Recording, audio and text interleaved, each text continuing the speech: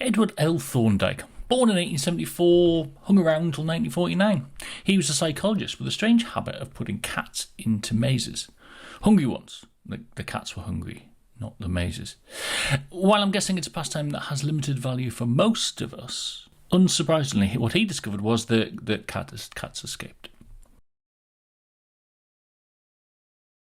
He did then notice that once the cats discovered there was a lever they could get food by pressing, they decided to escape a lot less and hung around and ate the food. This experiment became known as the law of effect and is the start of what we know as behavioural-based safety now. This is Divines Consulting, Unreliable Guide to Behavioural-Based Safety, with me, Mick Bates. I'm a health and safety consultant and a poorly designed upright biped. A person who has been punished is not thereby simply less inclined to behave in a given way. At best, he learns how to avoid punishment. Boris Frederick Skinner was born in 1904. After getting over the shock of the name his parents had bestowed upon him, and deciding that his original dream of becoming a novelist was more challenging than he expected, he embarked on a career in psychology, earning his PhD in 1931. Skinner was drawn to behaviourism and, in a strange twist of fate, animal training. The two pigeons are at either end of a small ping-pong table. One pigeon pecks the ball as it comes toward him and knocks it toward the other pigeon. Other pigeon pecks the ball back across the table. If it goes past one pigeon, the other pigeon can eat, and if it goes the other way, the other pigeon eats. So that there is a real... Skinner teaching pigeons how to play ping-pong, even if he never discovered how to get them to hold the bat, wasn't really his legacy, though. Skinner developed the law of effect and broadened the idea into what became known as operand conditioning. This is essentially the principle of getting people to do what you want. It's not a Jedi mind trick, it's just using rewards and punishments. Thus, behavioural-based safety was born, and sadly the power of Jedi is yet to be harnessed. These aren't the droids you're looking for. These aren't the droids we're looking for. Operand conditioning, or learning through consequences, is the concept that we change our behaviour depending on the outcome. We avoid doing the things that lead to punishment, and we do the things we are praised about more often. Essentially the principle of the naughty step. You misbehave, get to sit over there, be good, and we'll give you a lolly. You'll have no teeth in a few weeks, but your parents will have a quiet life. It was recognised early on that rewards have more of an impact than punishment.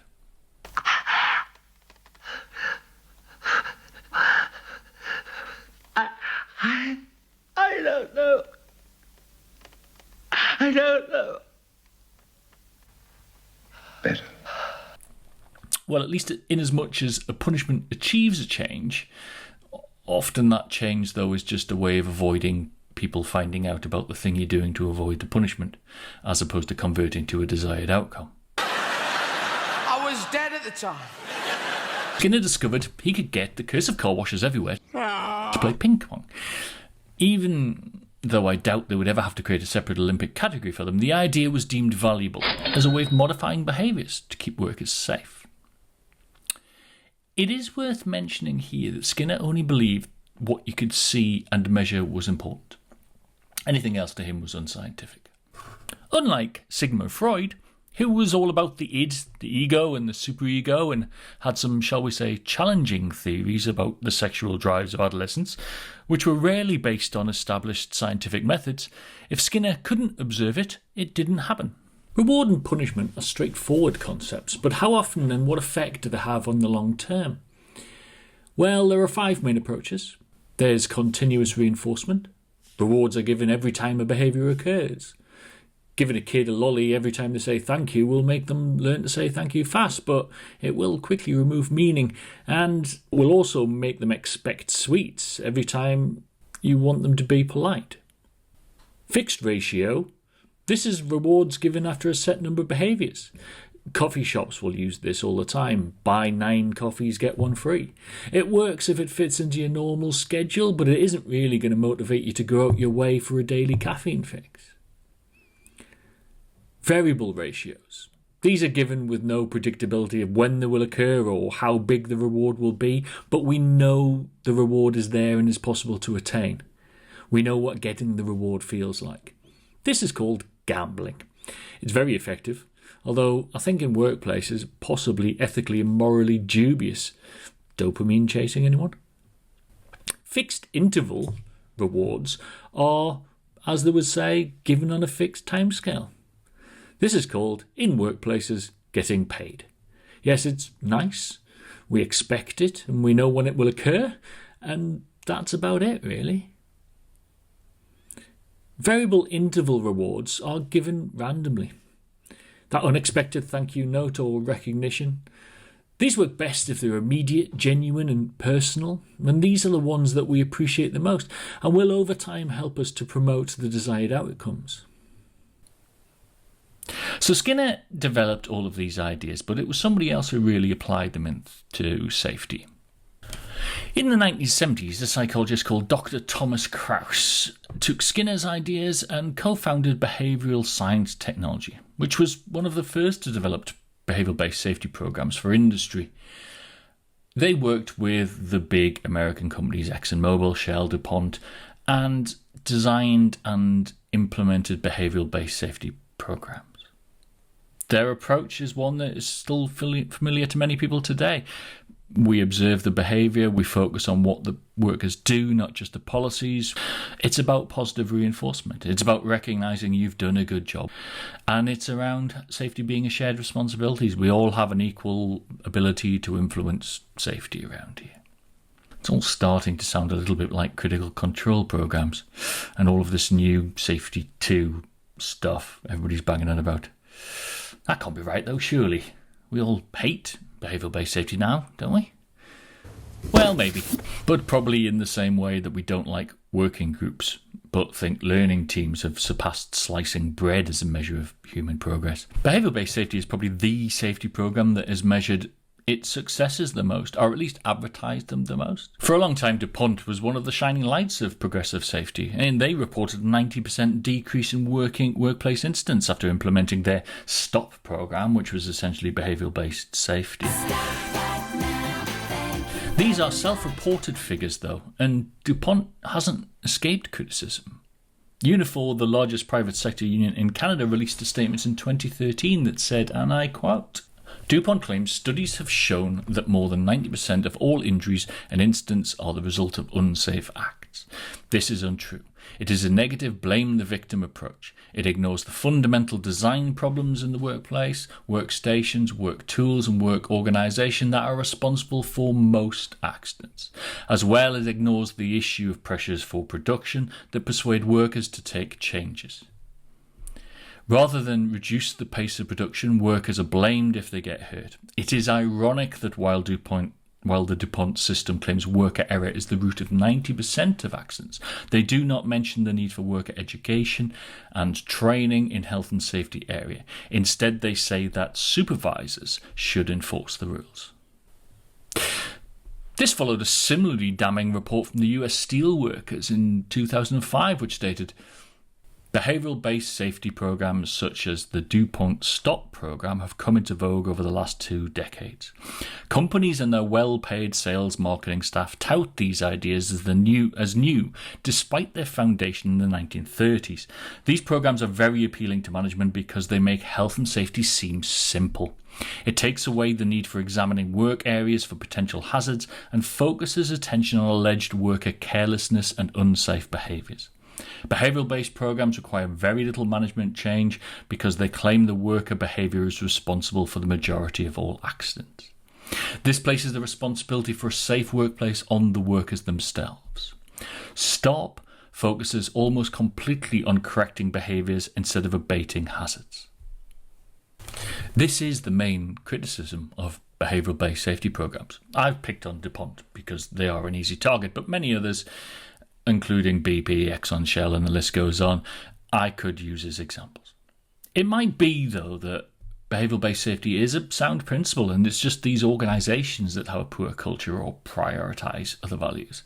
Well, yeah, nah, sort of. Behavioural-based safety has more in common with things like safety differently and HOP than it has differences. Behavioural-based safety took things like the use of rewards to the point where they became the programme, rather than being part of a wider, and I'm going to hate myself for using this word, toolbox of approaches. In some types of work, incentives do have a place. In others, they really don't, or at least not in the way that we intend. Despite what hardened behavioural-based safety practitioners will tell you, there are many similarities to Taylorism and the theory of there being a single best way to do something. And what BBS does is help enforce that single way. Aircraft mechanics have been following the single best way process for years, using observations, sign-off, audits to ensure consistency, and we hold them up as an example of what good looks like.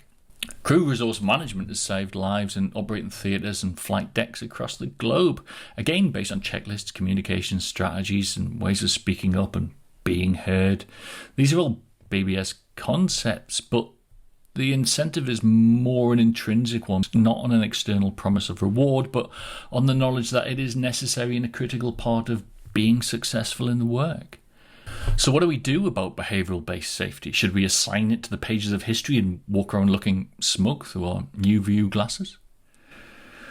Dr. Thomas Krauss himself said in a post on his website in 2018 that, from my perspective, behavioural-based safety has been rightly criticised and also improperly maligned. It has failed to evolve quickly enough, and the research that established it as effective in the first place has been largely abandoned. Behavioural-based safety has become over-commercialised, made into a commodity, oversold and overpriced, and the original principles that it was built on have too often been forgotten. It is clear that unless major changes are made, behavioural-based safety will gradually decline and eventually die. Every framework or idea that evolves comes from somewhere else. I can see parts of HOP, critical control, audit and compliance, and BBS, as well as Taylorism, nudge theory, behavioural economics, and probably many more. Over-commercialised, made into a commodity, oversold and overpriced, and the original principles it was built on have too often been forgotten. It's an interesting quote. I wonder how long it will be before we're saying the same thing about HOP or Safety 2. Is BBS in its original form suitable for use in modern workplaces? If I'm honest, my view's probably not. Is it the root of all evil? Not even close. So, where do we go from here? Well, the approach we need to take in our organisations will depend on the capability, capacity and the environment in which we operate. We can pick and choose parts of lots of ideas and create a programme aligned with what is reasonably practicable for us to do, rather than following the one that is currently being shouted about the loudest.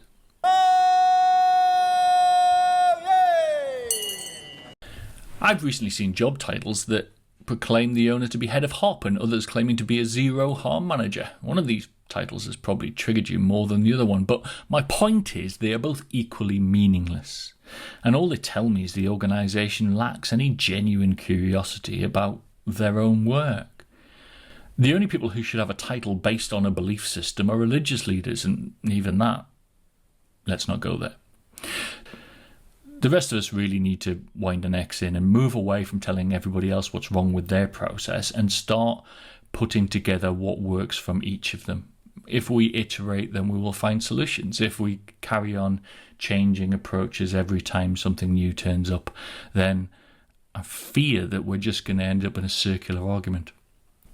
So do incentives work? Well, I don't know. We should do an experiment. If you want me to do more of these, tell me that you like them.